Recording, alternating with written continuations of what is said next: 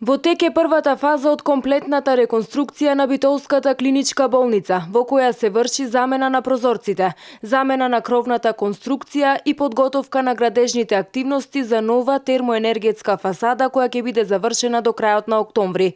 Тоа е инвестиција од 107 милиони денари, посочи директорот на Фондот за здравствено осигурување на Македонија Сашо Стефановски при вчерашната работна посета на Битолската клиничка болница.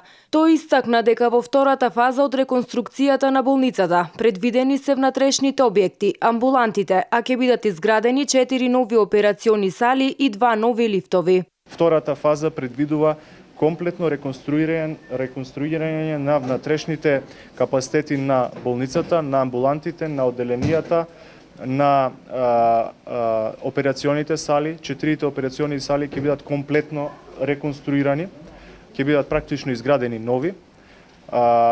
Ќе бидат изградени уште 2 нови лифтови, кои што ќе го зголемат протокот и ќе го леснат протокот на пациентите низ оваа зграда. Постоечките лифтови ќе бидат заменети со нови. Ќе биде изградена комплетно нова просторија во внатрешниот дел на болницата, која што ќе биде наменета за третирање на заразни болести, која што ќе биде изградена согласно сите медицински параметри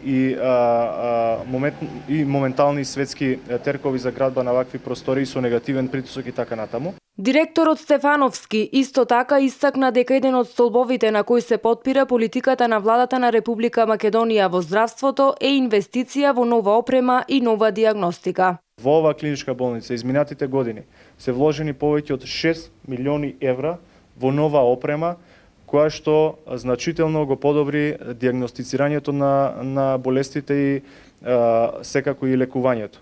Во оваа болница е инвестирано во нов компјутерски томограф, нова магнетна резонанца, ангиограф, на кој што се направени повеќе од 680 интервенции за сега. Веќе 800. Тоа е уште еден показател дека ова опрема ја оправдува инвестицијата. Уште еден стратешки столб на кој се работи за подобрување на здравството во Македонија е инвестицијата во човечките потенцијали, односно до едукација на лекарите со нивно усовршување во странство.